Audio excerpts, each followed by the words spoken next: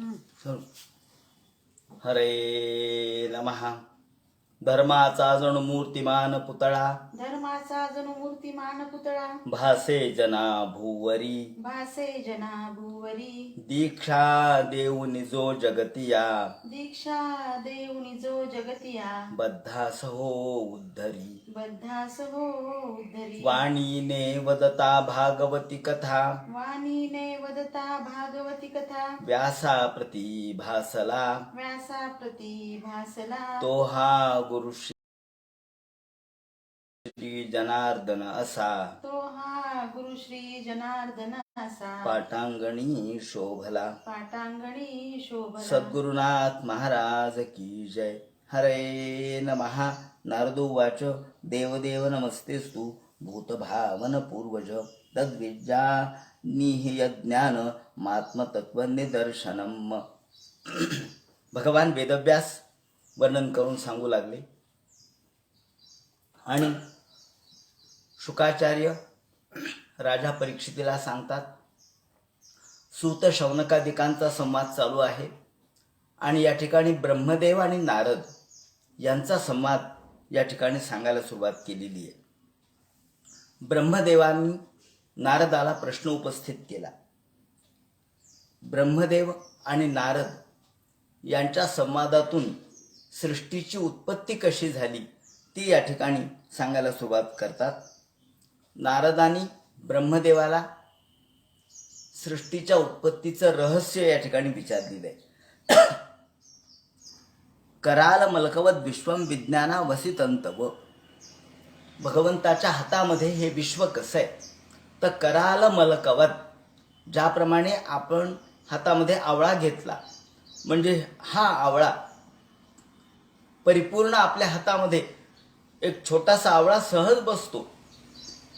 तो आवळा ज्याप्रमाणे आपण तळहातावर घेतल्यानंतर आपल्या हातामध्ये संपूर्ण आवळा सहज आपण बघू शकतो, त्याप्रमाणे भगवंत हे विश्व आपल्या हातामध्ये सहज घेतो, हा इत्यर्थ या ठिकाणी आहे. कराल मलकवत विश्वम विज्ञाना वसितंतव. भगवंताच्या हातामध्ये हे समग्र विश्व, अहो असे अनेक अनंत कोटी ब्रह्मांड तळहातातल्या आवळ्याप्रमाणे सहजपणाने घेतलेले आहेत. आत्मशक्तिमवष्टभ्य ऊर्ण नाभिरिवाक्लमः.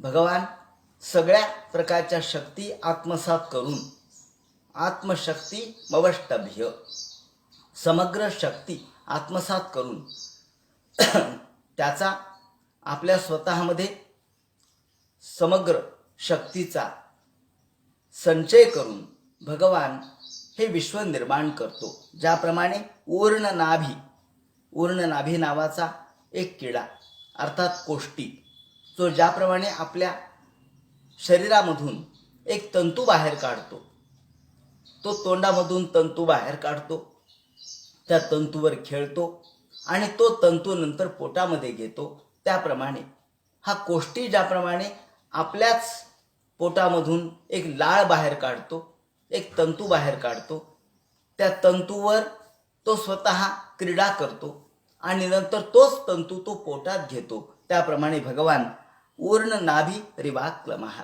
त्याला ऊर्ण नाभी असं म्हणतात. ज्या ठिकाणी त्याच्या कोष्ट्याच्या ज्याप्रमाणे शरीरामधलीच लाळ तो वापरतो आणि तोच ती लाळ स्वतः आत्मसात करतो, त्याप्रमाणे भगवंताला हे विश्व निर्माण करायला कोणाचीही गरज लागत नाही, हा यामधला इत्यर्थ आहे. नामरूप गुणैर्भाव्यम सदसत किंचनन्यतः. सद आणि असद, सद आणि असद या दोन्ही प्रकारचं विश्व, व्यक्त आणि अव्यक्त. सद आणि असद म्हणजे व्यक्त आणि अव्यक्त. असद म्हणजे व्यक्त आणि सद म्हणजे अव्यक्त. अर्थात चराचर विश्व हे जड आणि चेतन असलेलं विश्व, हे भगवान या विश्वामध्ये नामरूप गुणैर्भाव्यम, नामरूप आणि गुण हे मायेचे आहेत, त्याचप्रमाणे चैतन्य आणि कायम असलेलं अस्तित्व हे भगवंताचे गुण आहेत. अशा प्रकारच्या 5 गुणांनी युक्त असे हे विश्व. न भवा न चरत घोरम यत तपः सुसमाहितः. याप्रमाणे नारदाने प्रश्न उपस्थित केल्यानंतर ब्रह्मदेव उत्तर देतात, सम्यक कारुणिकम सेदम वत्सते विचिकित्सतम. हो, ब्रह्मदेव म्हणतात, हे सगळं विश्व यथार्को यथा सोमो यथा ग्रह नक्षत्र तारकाः भगवंताच्या आत्ममायेतून हे निर्माण होतं. आणि यन्माया दुर्जया मां ब्रुवन्ति जगद्गुरुम, ही भगवंताची माया अत्यंत दुर्जय आहे. ही कोणालाही कळू शकणारी नाही. भगवंताची माया ही अनेक महान ऋषी महर्षी वेदज्ञ यांना देखील कळणारी नाही. यन्माया दुर्जया मां ब्रुवन्ति जगद्गुरुम, भगवंत हा जगद्गुरु आहे, त्याची माया काही कळणारी नाही. आणि विलज्जमानया यस्य सातुमी क्षापयेत मुया, ही माया भगवंतासमोर मात्र टिकू शकत नाही. ही माया सर्व विश्वाला मोहित करते, परंतु भगवंतासमोर ही माया टिकू शकत नाही. या ठिकाणी त्यांनी म्हटलंय विलज्जमानया यस्य, तिला लाज वाटते म्हणे. ज्याप्रमाणे एखादी स्त्री आपल्या पतीकडे बघून लज्जित व्हावी, त्याप्रमाणे माया झाली लज्जायमान. माया लज्जायमान होते आणि ती खाली पाहते, अधोमुख होते. त्या ठिकाणी सगळ्या जगाला मोहित करणारी माया भगवंतासमोर मात्र लज्जित होणारी आहे. ती मात्र भगवंतासमोर टिकू शकत नाही.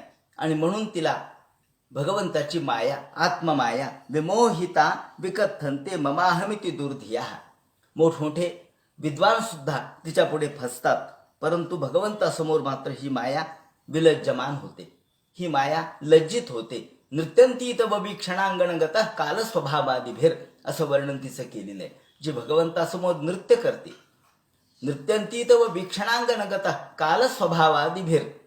आता ही माया कोणत्या रूपाने नृत्य करते, कोणत्या रूपाने नर्तन करते, तर काल आणि स्वभाव हे मायेचे गुण आहेत. त्या ठिकाणी त्याने पुढे वर्णन केले, द्रव्यम कर्मच कालश्च स्वभावो जीव एवच. या ठिकाणी ही माया भगवंतासमोर जी टिकू शकत नाही, लज्जित होते, खजील होते, ही माया आपल्याला मात्र मोहित करते, विश्व निर्माण करायला सहाय्य करते. ही माया अज्ञानी लोकांना मोहित करते. आणि द्रव्य कर्म काल आणि स्वभाव आणि जीव या हे मायेचेच सगळे आविष्कार आहेत. द्रव्य कर्म काल स्वभाव आणि जीव. तर द्रव्य म्हणजे उपादान कारण जे आहे ते द्रव्य, त्या विश्वाचं उपादान कारण म्हणजे त्याला द्रव्य असं म्हणतो आपण. उपादान म्हणजे उदाहरणार्थ, आता अवघड या ठिकाणी विवरण चाललेलं आहे, पण उपादान म्हणजे जसं उदाहरणार्थ एखादा घट आपण तयार केला, एखादा माठ आपण तयार करतो, तर त्या माठाला काय लागतं म्हणे, माठाला मातीची गरज आहे. मातीशिवाय माठ होईल का? होणार नाही. म्हणजे माती असेल तर माठ होईल.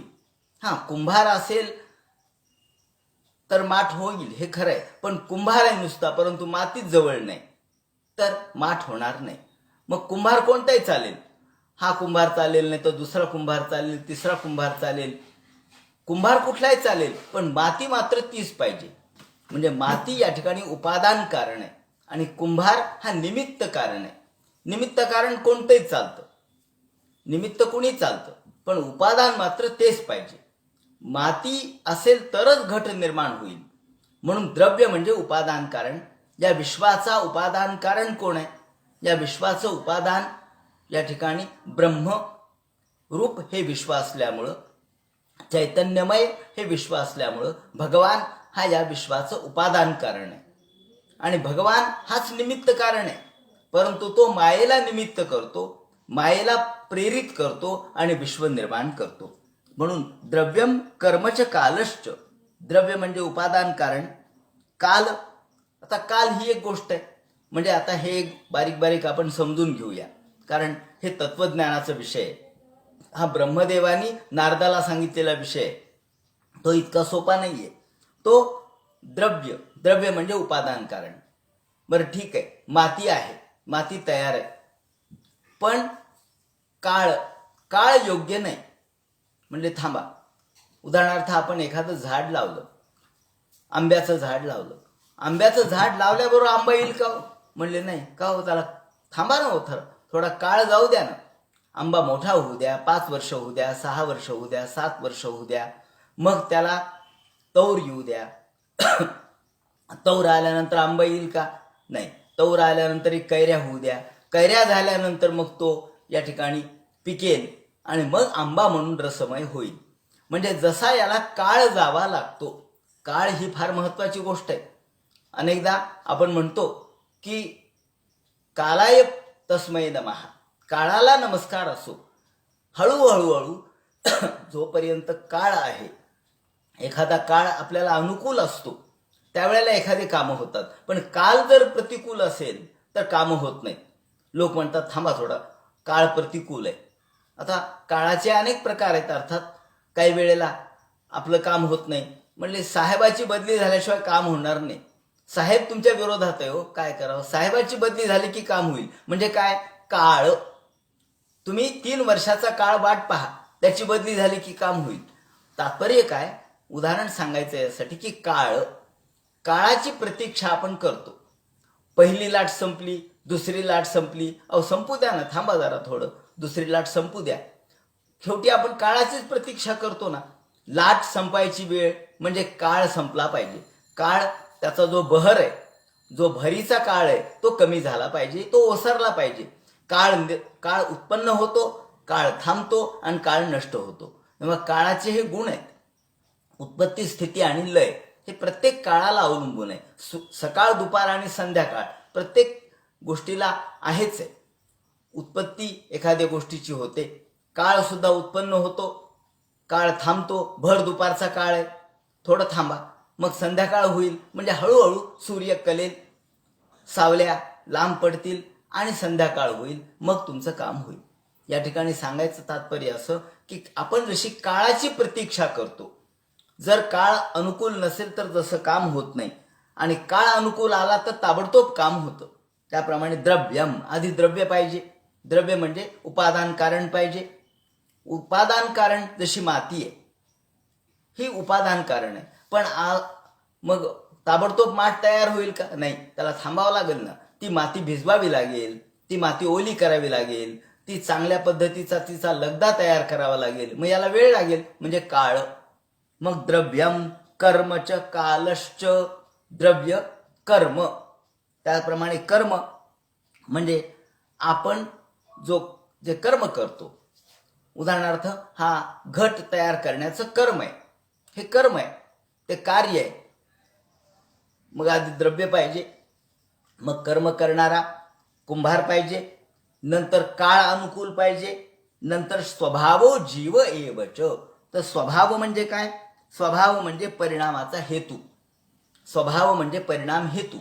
याचा परिणाम, याचा रूप कसं तयार होणार आहे, याचं स्वरूप कसं असणार आहे, याचा परिणाम काय, याचं स्वरूप काय, म्हणून त्याला स्वभाव म्हणतात. आणि जीव म्हणजे भोक्ता. हे 5 मायेचे गुण आहेत. म्हणून मायेचे आविष्कार आहेत म्हणा. हे 5 मायेचे आविष्कार आहेत. द्रव्य हा मायेचा आविष्कार आहे, काळ हा मायेचा आविष्कार आहे.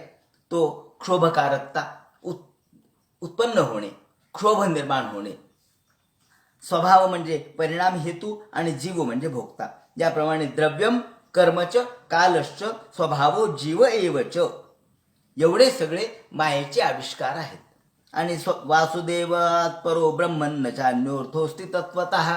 परंतु या सगळ्यांच्या मध्ये प्रत्यक्ष भगवंताचं अस्तित्व असल्याशिवाय हे सगळं निरर्थक आहे, हे सगळं भौतिक आहे. भगवंताचं अस्तित्व म्हणजे चैतन्याचं अस्तित्व. ही चेतना जोपर्यंत आहे तोपर्यंतच हे शक्य आहे. चेतना नसेल तर हे शक्य नाही. म्हणून ते म्हणतात की सगळं नारायण पर आहे. नारायण परा वेदा देवा नारायणं गजाः, नारायण परा लोका नारायण परामखाः, नारायण परो योगो नारायण परंतपः, नारायण परं ज्ञानं नारायण परा गतिः. याप्रमाणे आपल्या प्रत्येक कृतीमध्ये भगवंताचं अस्तित्व असल्याशिवाय ही कृती सिद्ध होत नाही. मग यज्ञ असो, त्याचप्रमाणे धर्मकर्म असो, त्याचप्रमाणे योग असो, याग असो, ज्ञान असो, हे सगळे अंतिमतः नारायणाशी समरूप पावणारे आहेत, भगवंताशी एकरूप पावणारे आहेत. याप्रमाणे भगवंताशी तद्रूपता ह्याच प्रत्येकाचा उद्देश आहे. मग यज्ञाचा उद्देशही तोच आहे, धर्माचा उद्देशही तोच आहे, त्याचप्रमाणे नामस्मरणाचाही उद्देशही तोच आहे, आणि तपाचा उद्देश, यागाचा उद्देश, योगाचा उद्देश हा भगवंताची प्राप्ती हाच आहे. म्हणून तस्यापि दृष्टविशिष्य कुटस्थ स्या किलात्मनः. भगवंत हा कुटस्थ आहे. कुटस्थ म्हणजे अत्यंत तो दिसायला सापडत नाही, तो अत्यंत गूढ ठिकाणी राहतो, गूढ स्वरूपाने राहतो. कूटस्थ हे त्याचं स्वरूप आहे. कूट म्हणजे माया असं वर्णन केलेलं आहे. तेव्हा कूट म्हणजे माया. कूट या शब्दाचा अर्थ अनेक सांगितलेले आहेत, परंतु जो भगवंत मायेचा आश्रय करतो त्याला कुटस्थ असं म्हणतात. याप्रमाणे तस्यापि दृष्टुरीशस्य कुटस्थस्याखिलात्मनः सृज्यम सृजामि सृष्टोः मी क्षयेवाभिचोदितः. याप्रमाणे भगवान कालम कर्म स्वभावंच मायेशो मायया स्वया. भगवान स्वतः या मायेला आज्ञा करतो, या मायेचा प्रेरक तो आहे. आणि कालम कर्म स्वभावंच, जेव्हा काळ अनुकूल येतो, जेव्हा त्याला इच्छा होते, तेव्हा तो मायेला स्वतःला आत्मयदृच्छया प्राप्तम अहम बहुश्याम प्रजायेय अशा प्रकारची त्याला इच्छा होते. त्या ब्रह्मस्वरूप असणाऱ्या भगवंताला, विश्वात्मक असणाऱ्या, कुटस्थ असणाऱ्या भगवंताला इच्छा होते. ही इच्छा कधी होते ते म्हणतात काल कर्म स्वभाव. हे जेव्हा अनुकूल येतात, जेव्हा काळ अनुकूल येतो, त्याचप्रमाणे कर्म अनुकूल येतं, स्वभाव म्हणजे परिणाम हेतू हा अनुकूल येतो, त्यावेळेला भगवान स्वतः मायेचा आश्रय करतो आणि मी फार व्हावं अशा प्रकारची इच्छा त्याला होते. कालात गुणव्यतिकर परिणाम स्वभावतः. त्यांनी या ठिकाणी स्पष्ट शब्द वापरलाय की कालात गुणव्यतिकर. काळामुळे हे सगळे परिणाम होतात, काळामुळे हे परिवर्तन होतात, काळामुळेच परिवर्तन होतं. प्रत्येक गोष्टीचं परिवर्तन काळाशिवाय होत नाही. प्रत्येक गोष्ट ही परिवर्तित होते ते काळाने. आपण पहा ना, कालचा दिवस आज परिवर्तित कशामुळे झाला? काळाने. याचं उत्तर काळच आहे. आणि काल हा सतत परिभ्रमत आहे, फिरत आहे. परिणाम स्वभावतः कर्मणो जन्म महतः पुरुषादितिष्ठत भूत. याप्रमाणे काळ हा सत्व, रज आणि तम ह्या ज्या तीन गुण जेव्हा साम्यावस्थेमध्ये असतात.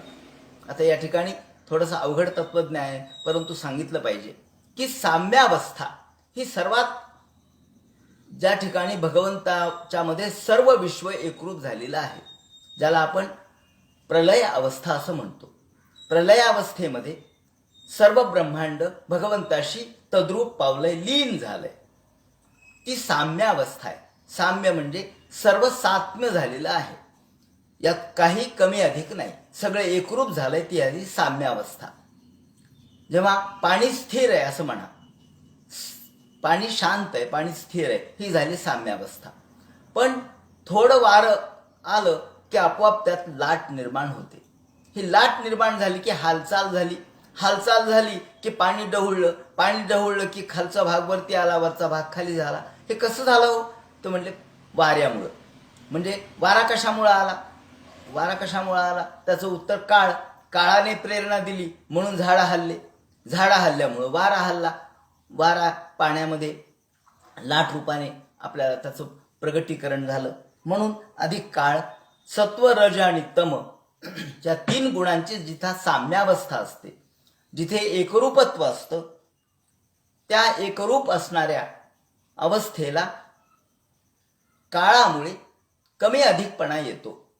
काळामुळे तिथे हालचाल निर्माण होते. थोडक्यात तिथे हालचाल होते. हालचाल झाली की बदल होतो.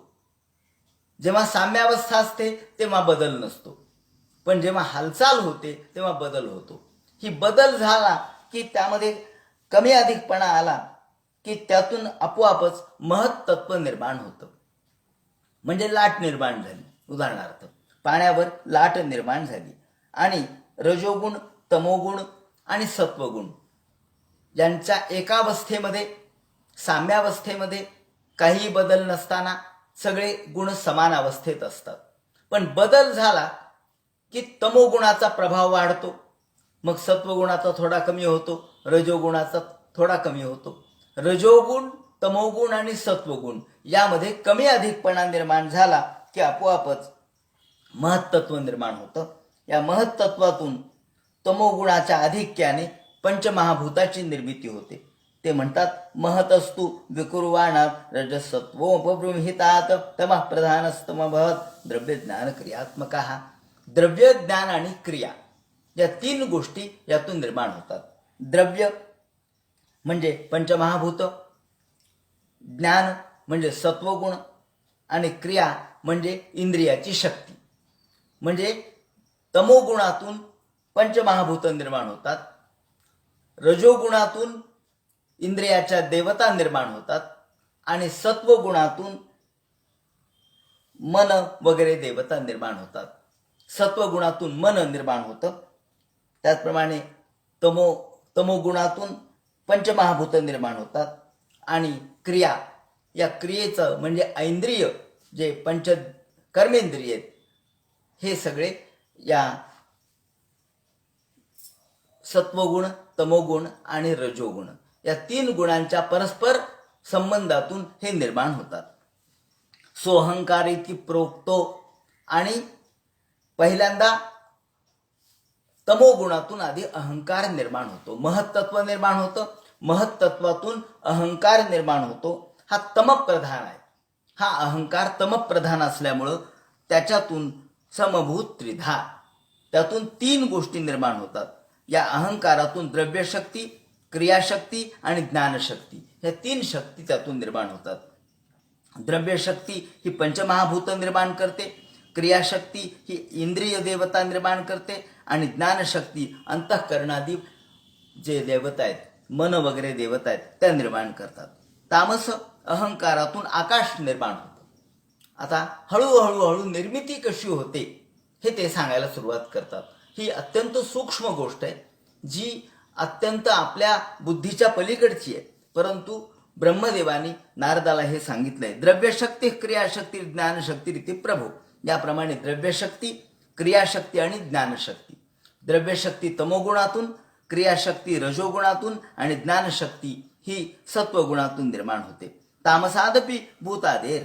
त्यानंतर तामस अहंकारातून पंचमहाभूतापैकी आकाश निर्माण होतं आणि विकुर्वाणा दभून नभाहा. पहिल्यांदा अहंकार निर्माण होतो, म्हणजे सगळ्यात पहिल्यांदा महत्त्व निर्माण होतं. महत्त्वातून अहंकार निर्माण होतो. हा अहंकार तमोरूपाने असतो. हा तमोरूप असलेला अहंकार याच्यातून पहिल्यांदा आकाश निर्माण होतं आणि आकाश तस्य मात्रा गुण शब्दो. आकाशाचं तत्व काय, तर आकाशाची मात्रा म्हणजे तत्व. गुण कोणता आहे, तर शब्द गुणकम आकाशम. शब्द हा आकाशाचा गुण आहे. या ठिकाणी आकाश आहे का नाही हे कशावरून ओळखायचं, तर तुम्हाला शब्द ऐकू आला म्हणजे आकाश आहे. म्हणून आकाश याचा गुण शब्द आहे. प्रत्येकाचे एक एक गुण आहे. द्रव्य आणि द्रव्याचे गुण. गुण हे द्रव्याला चिकटूनच असतात, द्रव्य गुणाला सोडून नसतात. म्हणून ज्याप्रमाणे साखरेचा गुण गोडी आहे, माधुर्यादी स्वभावानाम अन्यांश स्वगुणार्पिणाम. ज्याप्रमाणे माधुर्यादी सगळे स्वभाव हे साखरेचे गुण आहेत. मग साखर दुसऱ्याला अर्पण करतं. जिलबी गोड आहे असं आपण म्हणतो, लाडू गोड आहे म्हणतो.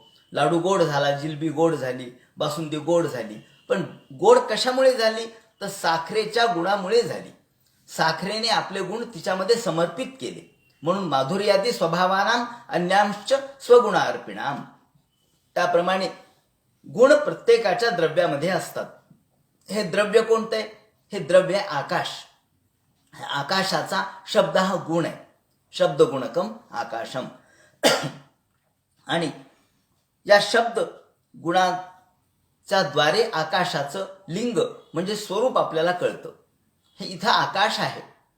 जिथे आकाश नाही तिथे शब्द ऐकू येणार नाही. म्हणून भूतादेर विकुर्वाणा भून नभा तस्य मात्रा गुण शब्दो लिंग दृश्य दृश्ययो हो. याप्रमाणे नंतर आकाशाला विकार होतो. तर तुम्ही म्हणाल विकार कशामुळे होतो, तर परिवर्तन हा स्वभाव आहे. परिवर्तन हा जगाचा स्वभाव आहे. परिवर्तन होतच असतं. आपण म्हणतो की पूर्वीचं जीवन असं होतं, आता जीवन तसं आहे. अहो, जीवनामध्ये परिवर्तन हा स्वभाव आहे. बदल होणार हे ठरलेलंच आहे. प्रत्येक गोष्टीत बदल होतो. माणसाच्या जीवनात बदल होतो, वस्तूच्या स्थितीत बदल होतो. आता काल जी वस्तू जशी होती तशी आज राहणार आहे का? नाही राहणार. अहो, काल फार चांगलं या ठिकाणी चांगल्या प्रकारचा स्वधर्म होता या वस्तूचा. आज बदल कसा झाला? काल एवढं चांगलं असलेलं अन्न आज खराब कसं झालं? काल खूप चांगलं होतं म्हणे, सुग्रास अन्न होतं, आज विटलं कसं? अहो, बदल होणं हा स्वभाव आहे. तो कशाचा आहे? त्याचा काळाचा परिणाम त्यावरती होतच असतो. काल प्रफुल्लित फूल होतं, आज मुकुलित का झालं, सुकलं का? अहो म्हणले काळाचा परिणाम आहे. काळ हा सगळ्यावर उत्तर आहे. म्हणून परिवर्तन हा काळाचा स्वभाव आहे आणि म्हणून बदल होतच असतो. आकाश निर्माण झालं आणि आकाशामध्ये परिवर्तन झालं, बदल झाला, त्याचं स्वरूप पालटलं, त्याला विकार झाला. विकार म्हणजे त्यात वाढ होणे. विकार म्हणजे वाईट अर्थाने सुद्धा नाही. आपण उदाहरणार्थ शब्द उच्चारतो, म्हण, चा आम झाला म्हणजे काय झाला हो? आपण म्हणतो मग ला काना आ, तर काना कुठून आला? मग काना म्हणजे उच्चार, त्याचा आ झाला. हा आ झाल्याबरोबर चाच आ झाला, त्याचाच ई झाला, त्याचाच ऊ झाला. हे कुठून झालं? तर एकाच ला वेगवेगळे रूप उच्चारानुसार, उच्चार भेदानुसार जसे झाले त्याप्रमाणे तिथे परिवर्तन झालं. च आ, आच ऊ, ऊच ई, ईच औ, हे सगळं होत होत होत होत गेलं. ओ मग औ मग आहा, हे जे आपण सगळं वर्णन करतो हे सगळे परिवर्तन कशाचे आहेत? मूळ अचेच आहेत. मूळ आहे आणि लाच विकार झाला की आ झाला, त्याला आणखी विकार झाला की ई झाला. हे विकार म्हणजे बदल, बदल म्हणजे परिवर्तन आणि परिवर्तन म्हणजे त्याचं स्वरूप पालटतं. पण मूळ तो आहे, त्याचा विकास झाला. मग चाच विकास होऊन आ झाला, आचाच विकास होऊन पुढे ई झालं, त्याचंच ऊ झालं, त्याचं ओ झालं, त्याचं औ झालं. हा विकास झाला नाही का? हो, हा विकास झाला. नाहीतर आपल्याला बोलताच आलं नसतं. म्हणून भाषा ही या ठिकाणी जी परिवर्तित झाली, भाषा ही जी बदलली, भाषेमध्ये जे वेगवेगळे आविष्कार आले उच्चाराचे, हे सगळे परिवर्तनं कशाचे? तर हे सगळे परिवर्तनं म्हणजे बदल हा स्वरूपातला बदल आहे. म्हणून ज्याप्रमाणे मूळ आकाश हे शब्दगुण आहे. आकाशाच्या आधी अहंकार आहे, अहंकारातून आकाशाची निर्मिती झाली, आकाशामध्ये बदल झाला किंवा त्यामध्ये विकार झाला आणि स्पर्श गुणो निला, तिथे वायू उत्पन्न झाला. आकाशामध्ये स्पर्श गुण आला. आधी शब्दगुण होता, मग त्यात स्पर्श गुण आला आणि स्पर्श गुण आल्याबरोबर तो वायूचा गुण आहे. वायू त्यातून निर्माण झाला. वायूचं वैशिष्ट्य सांगताना वायू म्हणजे काय? या ठिकाणी रूपरहित स्पर्शवान वायू असं म्हटलेलं आहे. वायू कसा आहे? दिसतो का वायू? तुम्हाला नाही दिसत. मग का आहे? कशाहून समजतं तुम्ही? तर रूपरहित आहे. त्याला निळा, काळा, हिरवा, पिवळा रंग नाहीये, पण स्पर्शवान. काय गार वारा सुटला हो? हे कशाहून गार सांगितलं तुम्ही? स्पर्शावरून सांगितलं. म्हणून त्याप्रमाणे वायूचा स्पर्श, उष्ण वारा, गार वारा, हा स्पर्शावरून आपण ओळखला. म्हणून रूपरहित आहे पण स्पर्शवान. वायू हे वायूचं गुण आहे. हा वायू त्यामध्ये या ठिकाणी विकार वायूचा झाला म्हणजे मूळ असणाऱ्या शब्दाला विकार झाला आणि त्यातून स्पर्श गुण उत्पन्न झाला, तो वायूचा. त्यानंतर परान्वयात शब्दवांश प्राण ओजस सहो बलम, याप्रमाणे इंद्रियामध्ये स्फूर्ती, शरीरामध्ये जीवनशक्ती, ओज आणि बळ हे हे या रूपाचेच आविष्कार आहेत. वायुरूपी विकुर्वाणात, त्यानंतर वायूमध्ये विकार झाला, बदल झाला आणि काल कर्म स्वभावतः, याचं उत्तर त्याने एवढंच दिलंय. हे कशामुळे झालं? तर काळ, कर्म आणि स्वभाव. काळ निर्माण झाला, काळ बदलला की हे बदलतं, काळ पालटला की हे बदलतं. म्हणून काळ, कर्म आणि स्वभाव या 3 गोष्टीमुळे हे बदल होतात किंवा विकार होतात. या वायूमध्ये विकार झाला आणि उदपाद्यत तेजो वै रूपवत स्पर्श शब्दवत, त्यामध्ये वायूला विकार झाला आणि त्यातून तेज उत्पन्न झालं. त्याला तेजाचं वैशिष्ट्य काय तर रूप, डोळ्याने दिसतं ते तेज. तेज डोळ्याने दिसणार आहे, डोळ्याला चमकतं, डोळ्याला दिसतं. तेजस्विता ही रूपाचं वैशिष्ट्य आहे आणि तीच आपल्या डोळ्यामध्ये आहे. उदपद्यत तेजो वै रूपवत स्पर्श शब्दवत, ज्याप्रमाणे वायूला विकार झाला आणि त्यातून तेज उत्पन्न झालं, त्यानंतर तेजाला विकार झाला आणि त्यातून रस निर्माण झाला. तेजसस्तु विकुर्वाणा दासी दंभो सरसात्मकम, त्यातून रस अर्थात पाणी उत्पन्न झालं. पाणी तेजातून उत्पन्न झालं. आता आपण बघतो ना, आकाशामध्ये वीज चमकते आणि वीज जिथे पडेल तिथे पाणी निर्माण होतं. कसं काय हो म्हणले, जिथं वीज पडेल तिथं पाणी कसं काय आलं? त्याचं कारण आहे, तेजातूनच पाण्याची उत्पत्ती होत असते, म्हणून विजेतूनच पाण्याची उत्पत्ती होते. म्हणून जो पायाळू आहे त्याला बरोबर कुठे पाणी येते कळतं आणि म्हणून त्याला विजेची भीती असते म्हणतात. पायाळू माणसाला विजेची भीती असते. आकाशामध्ये वीज चमकली की त्याला त्याच्यावरती वीज येण्याची, पडण्याची भीती लोक व्यक्त करायची पूर्वी. का तर विजेला पाण्याचं आकर्षण आहे, कारण विजेतूनच पाण्याची निर्मिती झाली. याप्रमाणे रूपवत स्पर्शवत चांभो, त्यानंतर पुढे रूपवत स्पर्शवत चांभो घोषवच्च परान्वयात, याप्रमाणे त्यातून पुढे शब्द उत्पन्न झाला. घोष म्हणजे शब्द. हा शब्द उत्पन्न झाला. विशेषस्तु विकुर्वाणाद संभव गंधवानुभूत, आणि पाण्यापासून म्हणजे तेजापासून पाणी उत्पन्न झालं आणि पाण्यापासून पुढे पृथ्वी उत्पन्न झाली. ही पृथ्वी गंधवानुभूत, गंधवती पृथ्वी, तत्र गंधवती पृथ्वी, पृथ्वी ही गंधवती आहे अशा प्रकारचं वर्णन केलेलं आहे. याप्रमाणे द्रव्यगुण स्वभावामध्ये याचं वर्णन आहे. परान्वयात रस शब्द शब्द रूपगुणान्विता, ज्याप्रमाणे हळूहळू एकेका गोष्टीची उत्पत्ती होत गेली. आकाश निर्माण झालं म्हणजे अहंकारातून आकाश झालं, आकाशातून पुढे वायू झाला, वायूतून अग्नी झाला, अग्नीतून पाणी झालं, पाण्यातून पृथ्वी झाली आणि पुढे तैजसस्तु विकुर्वाणादिंद्रिय दशा भवन, ज्याप्रमाणे तैजस, वैकारिक अहंकार, तैजस, अहंकार या 3 प्रकारचे अहंकार.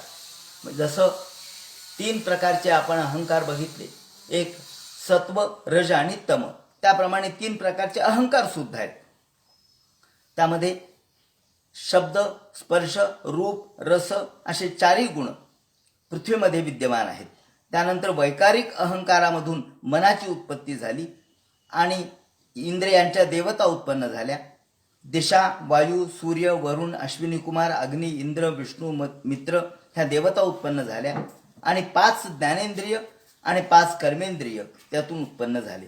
क्रियाशक्तीच्या रूपाने हे व्यक्त झाले. याप्रमाणे त्यांनी सांगितलं की सदसत्वमुपादाय चोभयम सुसूर्यदाह, त्याप्रमाणे सदसत्वमुपादाय, सत आणि असत, व्यक्त आणि अव्यक्त ह्या दोन्ही आविष्कार व्यष्टी आणि समष्टी रूपाने, या ठिकाणी व्यष्टी म्हणजे व्यक्ती आणि समष्टी म्हणजे ब्रह्मांड व्यापक अशा प्रकारचे त्यातून एक अंड उत्पन्न झालं. वर्षपूग सहस्रांते तदंड मुदके शयम, आणि हे अंड या पंचमहाभूताचं सगळ्या प्रकारचा जुमडा, सगळ्या प्रकारच्या गोष्टी, ज्ञानशक्ती, क्रियाशक्ती, इच्छाशक्ती, पंचमहाभूत या सर्वांचं एक अंड काल कर्म स्वभावस्त्रो, वर्षपूग हजारो वर्ष एका पाण्यामध्ये पडून होतं आणि हजारो वर्ष ते ब्रह्मांड रूपी अंड हजारो वर्ष निर्जीव रूपाने पाण्यामध्ये पडलेलं. काल, कर्म आणि स्वभाव या 3 रूपाने भगवंत त्यात प्रविष्ट झाले आणि स एव पुरुषस्तस्मा दंडम निर्भिद्य निर्गतः, भगवंताच्या मनात इच्छा निर्माण झाली आणि या अंड्यामध्ये त्यांनी प्रवेश केला. कशाच्या निमित्ताने केला तर काल, कर्म आणि स्वभाव. काळ आला अनुकूल, त्याप्रमाणे कर्म त्यांनी करायला सुरुवात केली आणि स्वभाव म्हणजे मायेचा आश्रय घेऊन, अर्थात मायेचे गुण आहेत हे काल, कर्म, स्वभाव आणि जीव, हे चार गोष्टी. या चार गोष्टींनी भगवंत त्याच्यामध्ये प्रविष्ट झाले. जीवो जीव म जीवयत, जीवरूपाने भगवंत त्यात प्रविष्ट झाले. स एव पुरुषस्तस्मा दंडम निर्भिद्यम निर्गतः सहस्रोर्वंग्रीभावक्ष सहस्रानन शीर्षवान. अशा प्रकारे भगवंतांनी त्यात प्रवेश केला आणि हजारो ज्याला शीर्ष आहेत, हजारो अशा प्रकारचे अवयव आहेत, असे भगवान त्यातून व्यक्त झाले. हजारो ग्रीवा, हजारो रूप त्यांचे प्रगट झाले. म्हणजे अनंत स्वरूप, ब्रह्मांडामध्ये भगवंताचे अनंत स्वरूप आहे. त्या अनंत स्वरूपाचं वर्णन या ठिकाणी केलेलं आहे आणि व्यापक स्वरूपाचं वर्णन केलेलं आहे की भगवंत सत्यलोक ही त्याची मूर्धना आहे, ब्रह्मलोक या ठिकाणी भगवंताचं तपोलोक हे त्यांचे छाती आहे, ग्रीवा ही जनोलोक आहे, त्याचप्रमाणे स्वरलोक हे त्यांचं हृदय आहे, महरलोक, भूरलोक, भुवलोक हे त्यांचे नाभी आहे, कटी म्हणजे त्यांचे कटी प्रदेश हे अतल आहे आणि वितल उर्व आहे म्हणजे मांड्या आहेत. त्याचप्रमाणे जानुभ्याम सुतलम शुद्धम, सुतल लोक ही जाणू आहे आणि जंघा ही तलातल आहे, महातल ही गुंफा आहे आणि पाय हे रसातल आहेत. पातालम पदतल इति, भगवंताचे पाय म्हणजे पाताळ आहेत. अशा प्रकारचं व्यापक, सर्व विश्व व्यापक, लोकमय पुमान, सर्व विश्वाला व्यापलेलं भगवंताचं अनंत मूर्तीचं स्वरूप या ठिकाणी वर्णन केलेलं आहे. भूर्लोक कल्पित पद्भ्याम भूर्लोकस्य नाभितः स्वरलोक कल्पितो मूर्धना इति वा लोककल्पना. ज्याप्रमाणे भगवंताची लोककल्पना म्हणजे विश्वव्यापक असणारं भगवंताचं व्यापक स्वरूप, विराट स्वरूप या ठिकाणी सांगण्यात आलेलं आहे. या विराट स्वरूपाचं वर्णन ब्रह्मदेव पुन्हा करू लागले. भगवंताचं विराट स्वरूप म्हणजे काय? वाचाम वन्येर्मुखम क्षेत्रम छंदसाम सप्तधातवाः.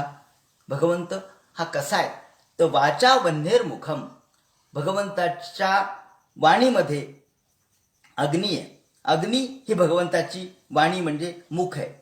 भगवंताच्या मुखामध्ये अग्नी आहे, अग्नी हे भगवंताचं मुख आहे. आणि छंदसाम सप्तधातवाः, भगवंताचे क्षेत्र म्हणजे छंद आहे आणि 7 धातू आहेत, रस, रक्त, मांस, मेद, अस्थि, मज्जा आणि रेत किंवा शुक्र असे 7 धातू आहेत. त्याचप्रमाणे छंद कोणकोणते आहेत? गायत्री, उष्णिक, अनुष्टुप, बृहती, पंक्ती, त्रिष्टुप, जगती असे 7 छंद आहेत. त्याचप्रमाणे गोड, आंबट, तिखट, कडू, खारट, तुरट इत्यादी 6 रस आहेत. आणि वाणी ही भगवंताची अग्निरूप आहे, ही परिपक्व अशा प्रकारची तेजरूप असलेली वाणी. हव्य कव्यामृतांनानाम जिम्हा सर्व रसस्य. हव्य आणि कव्य, हव्य म्हणजे आपण जे यज्ञामध्ये अर्पण करतो त्याला हव्य म्हणतात आणि पितरांसाठी जे अर्पण करतो त्याला कव्य म्हणतात. याप्रमाणे अमृतमय अशा प्रकारचं अन्न, यज्ञीय स्वरूपाचं अन्न हे भगवंताचं भोजन आहे. हव्य कव्यामृतांनानाम जिम्हा सर्व रसस्य सर्वासुनांचे वायुश्च तन्नासे परमायने. याप्रमाणे विराट स्वरूप असणारा भगवान प्रगट झाला.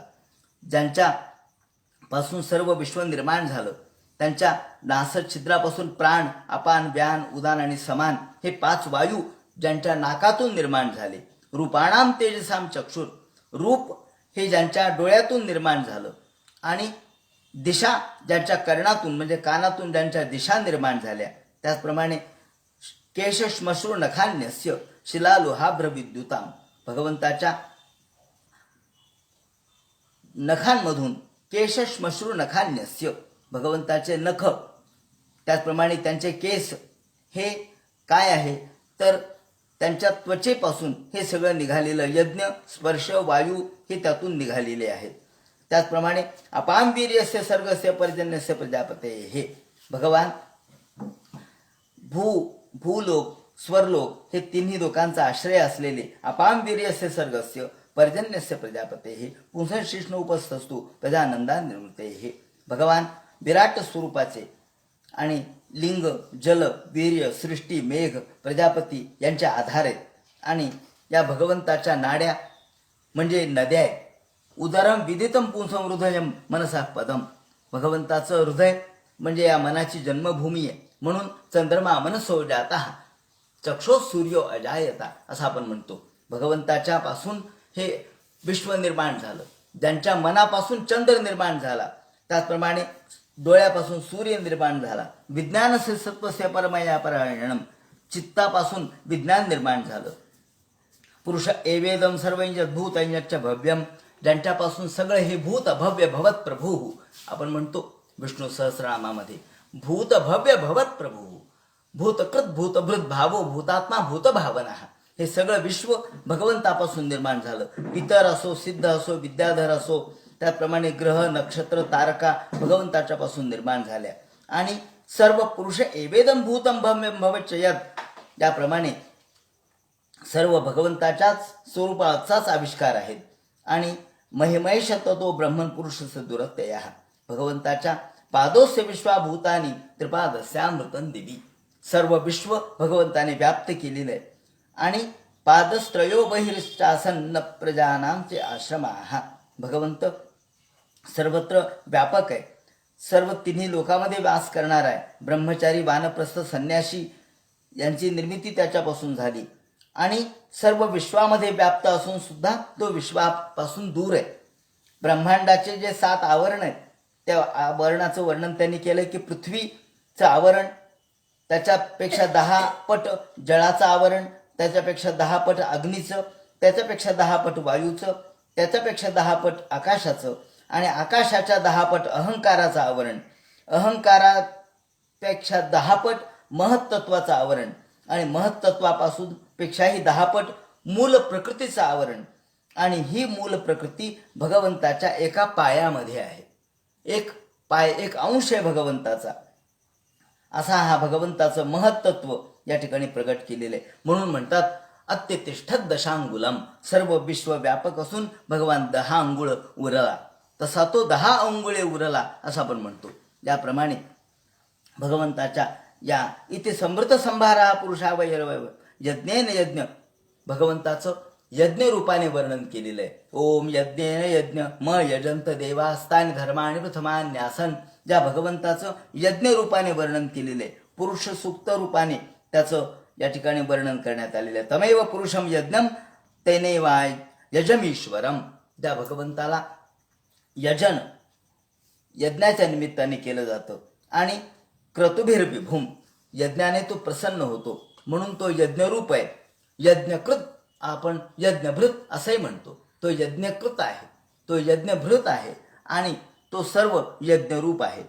न भारती मेंग मृषोपलक्षते, त्या ठिकाणी ब्रह्मदेव म्हणतात, हे नारदा, जेव्हा माझा जन्म झाला, या भगवंताच्या नाभिकमलामधून मी जेव्हा बाहेर पडलो, तेव्हा मला काही कळेना.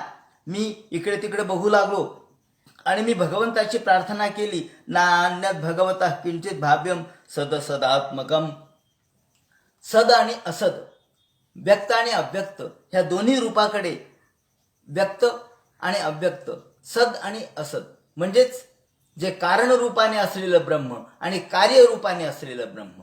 या ठिकाणी सद आणि असद या शब्दाचे अनेक अर्थ आहेत. त्यापैकी सद म्हणजे जे सत्य आहे, आणि असत म्हणजे खोटं नाही, असत म्हणजे माईक. सत म्हणजे ब्रह्मात्मक आणि असत म्हणजे माईक. सत म्हणजे अव्यक्त आणि असत म्हणजे व्यक्त. सत म्हणजे कारण रूप आणि असत म्हणजे कार्यरूप. जे कार्यरूप आहे तोच भगवान कार्यरूपाने, कारण रूपाने आहे, तोच कार्यरूपाने प्रगट झाला.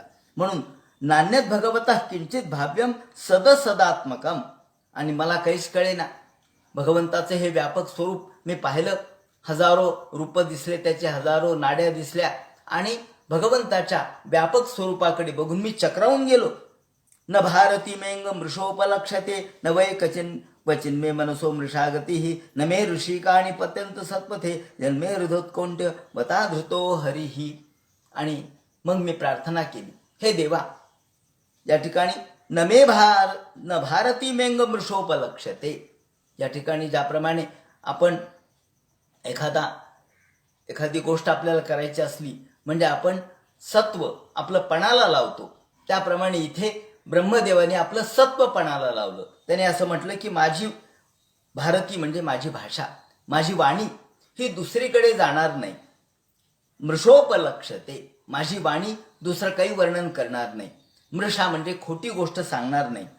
नवई क्वचिन्मे मनसो मृषा गती, माझं मन सुद्धा दुसरीकडे जाणार नाही.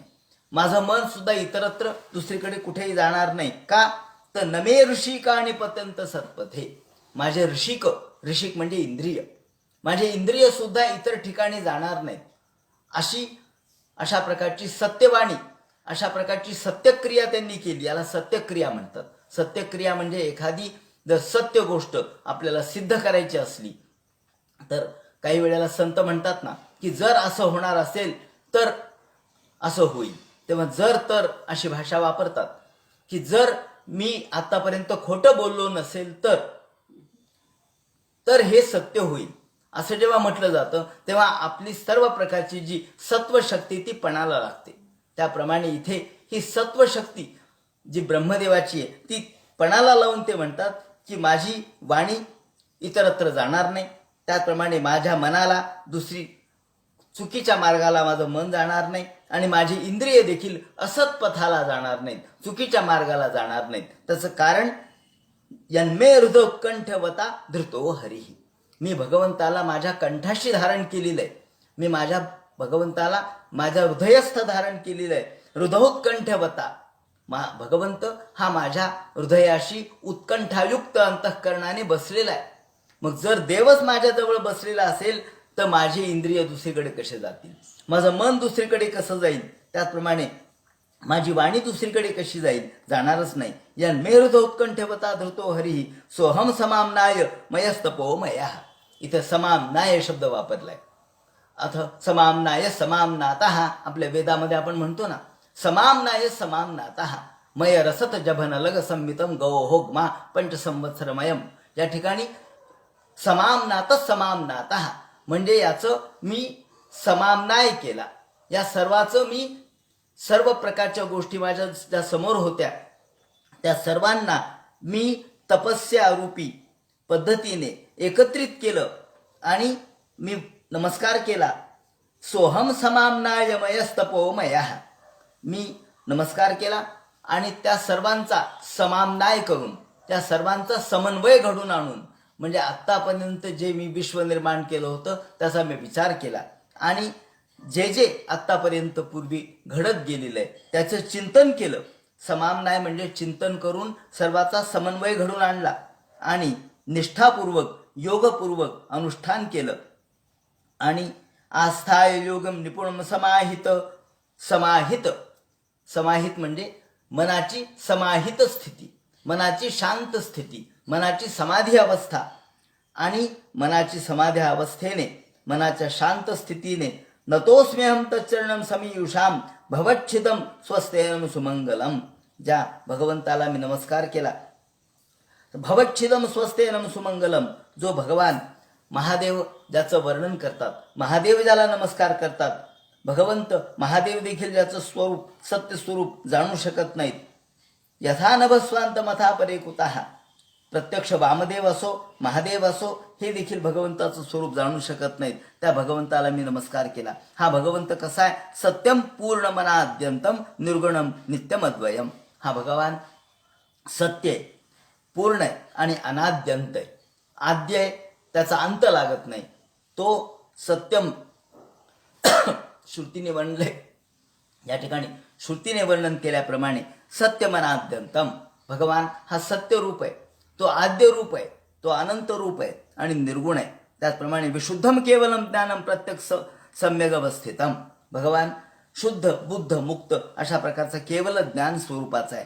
आणि या भगवंताचं मी स्मरण केलं आणि स्मरण केल्याबरोबर कार्य कारण स्वभाव मन पंचमहाभूत अहंकार 3 गुण इंद्रिय ब्रह्मांडाचं शरीर आणि त्याच्या अभिमानी देवता या सर्वांच्या मध्ये भगवंताचं स्वरूप मी पाहिलं. ऋषे विदंती मुनय प्रशांतात्मेंद्रियाशया, याप्रमाणे मला एकदम साक्षात्कार झाला. आणि यदा तदेवा सत्तर्कैर स्थिरोधीयत विप्लुतम, सत्तर्क शब्द वापरलाय. सत्तर्कैर, मला सत्तर्क, भगवंतापर्यंत तर्क जाऊ शकत नाही हे खरंय. या ठिकाणी वेदामध्ये किंवा उपनिषदामध्ये म्हटलंय की तर्कापने हा तर्कानेच जाणण्यासारखा नाहीये.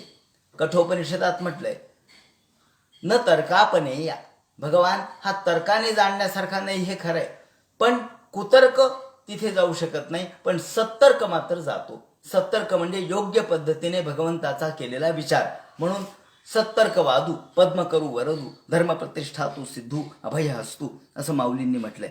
म्हणून ऋषे विदंती मुनया प्रशांतात्मांद्रेशया यदा सदेवा सत्तर्कै तिरोधीयत विप्लुतम. आणि याप्रमाणे भगवान हा तिरोधान पावतो. तो दिसतो आणि दिसतही नाही. तो दिसतो आणि क्षणात लुप्त होतो. क्षणात दिव्य जे भास आपल्याला होतात, लुप्त होणारे दिव्य भास, कधी कधी भास होतात आणि लुप्त होतात. कधी कधी स्वप्न दर्शन भगवंत देतो आणि पुन्हा एकदम आपण स्वप्नातून जागा होतो. अरे आपल्याला स्वप्नामध्ये दृष्टांत झाला, त्या स्वप्नातला दृष्टांत जागृत झाला की संपून जातो. पण तो स्वप्नातला दृष्टांत सुद्धा भगवंत स्वरूपामध्ये आपण एकरूप झाल्याचाच परिणाम आहे. भगवंताच्या स्वरूपाशी आपण तद्रूप झाल्याचाच तो परिणाम आहे. त्याप्रमाणे ब्रह्मदेव नारदाला सांगू लागले की मी प्राधान्य तो यादृश आमनंती लीलावतारण पुरुषे भूमनाहा. आणि भगवंताच्या लीलावतारांचं स्मरण या ठिकाणी ते करू लागलेले आहेत. आता भगवंताचे जे लीलावतार आहेत 7व्या अध्यायामध्ये सगळे लीलावतार त्या ठिकाणी कथन करण्यात आलेले आहेत. या ठिकाणी सगळ्या लीलावतारांचं परिपूर्ण वर्णन आपण या 7व्या अध्यायामध्ये दिलेलं आहे. त्याचा फक्त आपण गणांत उल्लेख करू आणि मग पुढे जाऊ. या ठिकाणी सुरुवातीला त्यांनी प्रजापतीच्या पत्नीपासून आकुतीच्या गर्भापासून सुयज्ञ नावाचा अवतार भगवंतांनी कसा धारण केला ते दिलंय. आधी वराह अवतार कसा धारण केला भगवंतांनी, वराह अवतार धारण करून पृथ्वी कशी आणली. त्यानंतर आकुतीच्या गर्भापासून सुयज्ञ अवतार धारण केला. पुढे हरी अवतार भगवंतांनी कसा धारण केला. त्यानंतर कपिल महामुनींचा अवतार, अत्री ऋषींच्या पोटी भगवंतांनी दत्तात्रेयाचा अवतार. त्याप्रमाणे सनतकुमार, सनंदन सनतकुमार हे प्रमुख 4 त्याला ब्रह्मज्ञान सांगणारा अवतार. त्यानंतर धर्मपत्नी दक्ष कन्याच्या पोटी नरनारायण रूपाने भगवान कसे प्रगट झाले ते सांगितलं. पुढे उत्तानपाद राजा यांचे पुत्र ध्रुव यांचा संदर्भ देऊन भगवंतांनी कसा ध्रुवाला कसं मुक्त केलं ते सांगितलं. त्याप्रमाणे वेन राजा हा कसा होता, तो कुमार्गी कसा होता, त्याला नष्ट करून पृथु अवतार कसा धारण भगवंतांनी केला ते सांगितलं. त्यानंतर नाभी पत्नीच्या पासून भगवंताने ऋषभदेवाचा अवतार कसा धारण केला. त्यानंतर योगचार्य असा महर्षी परमहंसपद असा अवधूत अवतार भगवंतांनी कसा धारण केला ते सांगितलं. त्याचप्रमाणे वेगवेगळ्या चाक्षुष मन्वंतरामध्ये सत्यव्रत याने मत्स्यरूपाने भगवंताला कसं प्राप्त केलं, तो त्यावेळेला मच्छावतार. त्यानंतर कच्छावतार क्षीरसागराच्या या भगवंतांनी मंथनाच्या वेळेला कसा धारण केला. पुढे हिरण्यकशिपूच्या निमित्ताने नृसिंहावतार कसा धारण केला. गजेंद्राच्यासाठी भगवंतांनी हरी अवतार कसा धारण केला. आणि चक्रेण नक्रवदनम विनिपाट्य तस्मात या ठिकाणी त्या गजेंद्राला कसं मुक्त केलं आणि त्या ग्रहाला कसं ठार केलं ते सांगितलं. त्यानंतर क्ष्माम वामनेन वामनावतार भगवंताने धारण केला आणि बळीला सुतल लोकामध्ये घातलं. त्याप्रमाणे अशा दैत्यराज बळी याच्यावरही कृपा केली. नारद भगवान या ठिकाणी ब्रह्मदेव म्हणतात की विविध प्रकारचे अवतार भगवान धारण करतो. नंतर धन्वंतरी अवतार धारण केला आणि सर्व जगाला आयुर्वेद भगवंतांनी दिला आणि जगण्याचं एक सुंदर शास्त्र भगवंताने निर्माण केलं. आयुष्य वेद मनुशास्त्रवतीर्य लोके क्षत्रम क्षयाय विधिनोपरितम महात्मा. भगवंतांनी आयुर्वेदाची निर्मिती केली आणि आयुर्वेदाच्या ज्ञानातून भगवंतांनी जगण्याचं योग्य शास्त्र सगळ्या जगाला सांगितलं. त्याप्रमाणे परशुराम अवतार धारण केला आणि 21 वेळेला निक्षत्रिय पृथ्वी केली. त्याप्रमाणे इक्ष्वाकु वंशामध्ये रामावतार धारण केला. त्यानंतर भगवंतांनी समुद्राला देखील मागं हटवलं आणि त्यावरती पूल बांधून भगवंतांनी सीतेला आपल्या आपल्या घरी आणलं. याप्रमाणे पुढे भगवंतांनी त्यांनी शब्द वापरलाय की क्लेशव्ययाय कलया सितकृष्ण केशाहा. या ठिकाणी मुद्दा सितकृष्ण केशाहा एवढाच आहे. शीतकृष्ण केश म्हणजे शीत म्हणजे पांढरा आणि के कृष्ण म्हणजे काळा. तर या ठिकाणी सांगायचं तात्पर्य असं आहे, भूमे सूर्यवतरावरुथ विमर्दिताया. ज्या वेळेला ज्या पृथ्वी तलावर दैत्यांनी उन्माद मागवलेला होता, ज्या वेळेला संपूर्ण पृथ्वी पादाक्रांत झालेली होती आणि सगळीकडे दे माय धरणी ठाय अशी सज्जनांची स्थिती झाली होती, त्यावेळेला भगवंतांनी बलराम आणि कृष्ण हा अवतार धारण केला आणि यावेळेला अनेक कृत्य केले. त्याचप्रमाणे इथे शीतकृष्ण केशः हा जो शब्द वापरलाय त्याचं कारण असं आहे की भगवंताच्या केवळ एका केसाने हे काम होतं. म्हणजे भगवंताला फार मोठं काम करायची गरज लागत नाही. त्यांनी सांगितलं, आपण म्हणतो ना, अहो तो काय माझ्या हातचा मळ आहे. हातचा मळ म्हणजे काय, ही किस किस खेत की मुली आहे म्हणजे काय, किस खेत की मुली किंवा हातचा मळ, त्याचा अर्थ असा की म्हणता क्षणीच ते काम होतं. या ठिकाणी भगवंताला काही करायची गरज लागली नाही. ते म्हणतात माझे 2 केसच या सगळ्या विश्वाचं परिपालन करू शकतील आणि दुष्टाचा संहार करू शकतील, म्हणून शीतकृष्ण केशः असा उल्लेख केलेला आहे. दुसरा अर्थ असा आहे की लोमश नावाचे जे महर्षी होते, ते लोमश महर्षी म्हणे एक कल्प गेल्यानंतर त्यांच्या अंगावरचा एक केस गळतो म्हणे, असे ते लोमश महर्षी आहेत. एके दिवशी सगळे देव त्यांच्याकडे गेले, म्हणले महाराज अहो बघा ना पृथ्वीवर काय अन्याय अत्याचार भ्रष्टाचार दुराचार चालू आहे. त्याने सांगितलं काही नाही, माझ्या अंगावर 2 केस आहेत म्हणले, काढा. त्यांनी एक पांढरा केस निघाला आणि एक काळा केस निघाला. ते म्हणले बस हे 2 केसच अवतार धारण करतील आणि तुमचं काम करतील. सांगायचं असं, शीतकृष्ण केशः, शीत म्हणजे पांढरा आणि कृष्ण म्हणजे काळा. तर भगवान बलराम दादा यांचे केस पांढरे होते, जन्मापासूनच पांढरे होते, त्याला काळा कळप लावला नाही त्यांनी, ते पांढरेच होते. आणि कृष्णाचे कृष्ण म्हणजे काळे केस होते. तात्पर्य असं की बलराम दादा आणि कृष्ण म्हणजे प्रत्यक्ष शेष आणि भगवान यांच्या एका अवताराने या पृथ्वीवरचे सगळे दुष्ट नष्ट झाले. म्हणून क्लेश व्ययाय कलया शीतकृष्ण केशः असा शब्द वापरलाय. आणखी एक आणि उदाहरण असं दिलं की ते म्हणतात शीतकृष्ण केशः म्हणजे कृष्णाचे केस हे मरेपर्यंत जसे तसेच होते म्हणे. म्हणजे कृष्णाच्या अंगावर कधी वळी पडली नाही असं वर्णन एकाने केलेलं आहे. कृष्ण कधी म्हातारे झाले नाहीत, त्यांच्या अंगावर वळी पडली नाही, त्यांचे केस पांढरे झाले नाहीत, ते कधी खंगले नाहीत, त्यांना कधी ताप खोकला आला नाही. कृष्ण आरोग्य संपन्न होते, म्हणून अहो ते भगवानच होते. 125 वर्षाचं आयुष्य होतं, परंतु कृष्ण जसे तसे फ्रेश दिसत होते म्हणे.